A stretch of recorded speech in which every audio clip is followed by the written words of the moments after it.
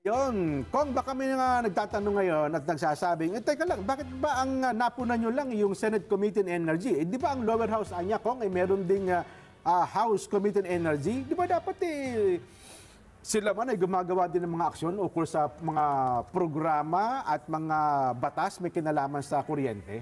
Tama rin naman yun din. Opo, Tama rin naman. Pero sinasabi ko, siya bilang isang chairman, sapagkat pinag-uusapan nga natin yung kanyang public service Opo. program na pinag-uusapan nga natin 2 linggo na yung nakararaan. Opo. So, naililinya lamang natin sapagkat bakit yun hindi na pagtutuunan ng pansin. Okay. Kasi napaka-importante ng posisyon. Ikaw ay chairman ng isang napaka-importanting komite na kung tawagin ay Energy Committee ng Senado. Opo. Nagkataon pa, sapagkat hinihingi ng batas na kapag ikaw ang chairman ng Senate Energy Committee, automatic, ikaw ang chairman ng JCEC. Ito rin ang isang napaka-importanting oversight committee na siyang tumututok ano ang estado, anong status, anong pagkukulang, anong dapat gawin, anong dapat irekomenda kung ang pag-uusapan ay yung problema na nauukol sa supply at sa presyo ng elektrisidad sa ating bansa. Hindi ba napakalaking responsibilidad dito para hindi pagkukulan ng pansin? Opo. Nailalatag lang natin, naikukunek lang natin sapagkat yung kung yung mga maliliit na problema na pwede naman barangay na lang ang maganda, yun ang kanilang binobroadcast. Bakit hindi unahin? Oo. Lalong-lalo na ngayong naharap ang bansa sa isang napakalaking krisis. Opo. Kaugnay na nitong El Nino na ito. Baka ang sabihin kasi, Kong, hindi, dyan kasi sa problema, meron naman tayong Department of Energy na asikaso, makapangyarihan niya, ARC, NEA, at kung Pwede ano-ano mo nga silang ipatawag kasi nga ikaw ang chairman eh. Opo. Kasi kung, anong tanong mo kanina? Kung ako ang nandun? Oo. Kung kayo, halimbawa, nasa Senado na kayo, Kung kayo ang chairman ng Senate Committee, kung halimbawa, ano bang dapat gawin? kung halimbawa Anong ako, gagawin ninyo? siguro 1 week pa lang, pinatawag ko na lahat yan eh. Oho. Umupo kayo rito, pag-usapan natin ito. Okay. Number 1, ibaba natin ang presyo ng kuryente sapagkat ito ang sinasabi ng ating mga batas. O pag tinanong mo, tama ba na sinasabi ng batas, kinakailangan nating iabot ang kuryente sa ating mga mamamayan sa abot kayang halaga? Sinabi ba? Ang sagot nila, opo. Opo. Kailan ba ginawa itong batas na to? Kailan? Alam nila eh. Opo. 2001 po. Opo. Ipira Ano na ba tayo ngayon? 23 years ago. Oho. O sa mga tuwid, 23 taon na ang nakararaan, Nako. patuloy at patuloy pa rin natin na nilalabag ang batas na ito sa paraan Opo. na hindi abot kaya ang presyo ng kuryente. Oho. Tama ba ako? Hindi. Tama. Kailangan bago sila magsiuwi, sagutin nyo ito. Opo.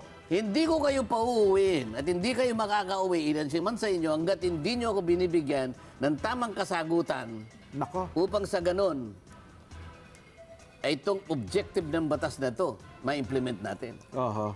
O hindi ba dapat ganon? Parang napakadali namang ipatawag at itanong yung tanong ninyo. O tinanong ba nila? Ayun nga, nagtataka nga. Ginawa ba nila? Bakit nga kaya hindi? O Baka naman kung meron sinabi, tapos yung katiyakan ng mga sinabing plano, hindi din nila alam kung totoo nga ba't pwede nga ba talaga sa katuparan. pwede ni sa katuparan. Mangangailangan ka lang ng reforma kasi. Yun. So manggagaling sa Department of Energy, manggagaling sa ERC, manggagaling sa lahat ng mga may kinalaman, mga stakeholders ng ating industriya ng energy. Oho. Sapagkat napakarami ko sasabihin sa kanila, ay mumulat natin ang kanilang mga mata sapagkat alam nila ang problema, nagbubulag-bulagan sila. Ayun, oho. Yun lang computation kung yung pagsingil ng kuryente, ano ba talagang batayan? Paano talaga kinukompute yan, ano? Laking problema niyan eh. Kaya nga, hindi sila sa haba ng isyong pag-uusapan namin. O baka 2 linggo na hindi pa kayo makakauwi. Sapagkat ang usapan, walang uuwi hanggat hindi natin naayos ang problemang ito. Oho. Di ba dapat ganun? Yan na nga po. Binigyan ka ng binigyan ka ng mandato ng tao, binigyan ka niya ng kapangyarihan eh. Oh. Hindi, mas malaki. Bakit sa Congress, member ka rin ng mababang kapulungan, di mo gawin? Bakit ako ba ang chairman ng Energy Committee?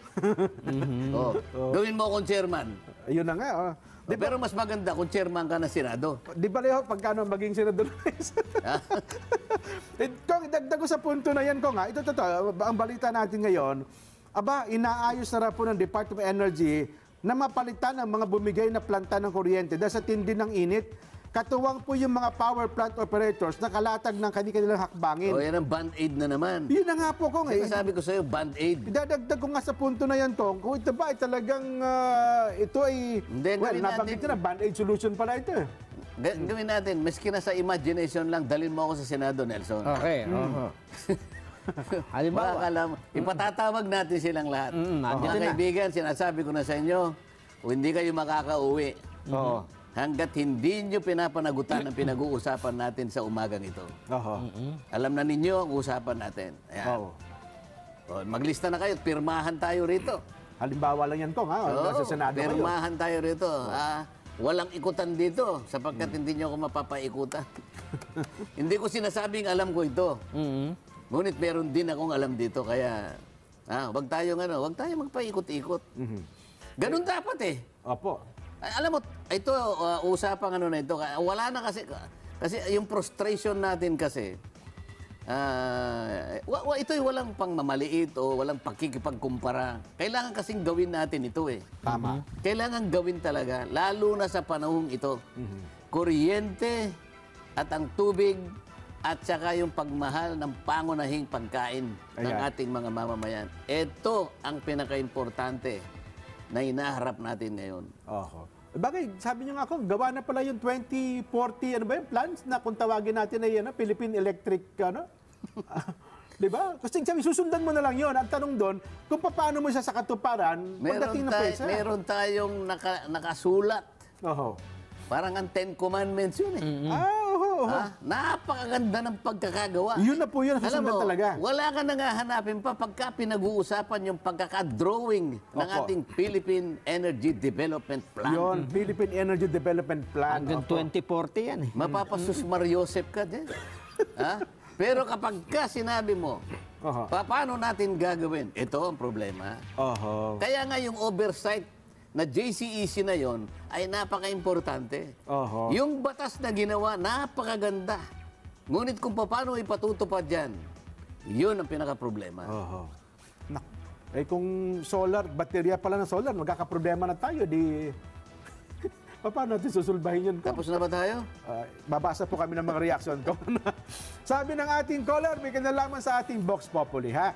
Dapat seryosohin na yan. Hilda na yun. Sa Facebook naman po tayo, yes po, let's take it seriously. Open now, BNPP, Efren Constantino. Ayun, yung Bataan Nuclear Power Plant ka pala, controversial issue din yan, no? Alam mo, controversial, pero kinakailangan mong harapin. Opo, Sabi ko nga sa iyo, yung solar at saka wind at iba pang mga renewable sources of energy, yung variability nila ang problema.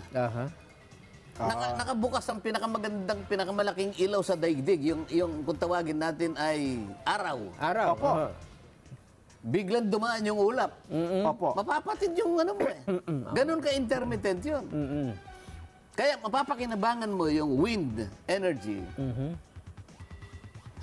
habang bumubuga ng hangin. Ay, opo. While the wind is blowing, sabi nga nila, you have wind energy. Yes. While the sun is shining, you have solar solar energy. Yes. Kung paano ngayon kapag wala na pagkagabi na, yun ang sinasabi natin. Oho.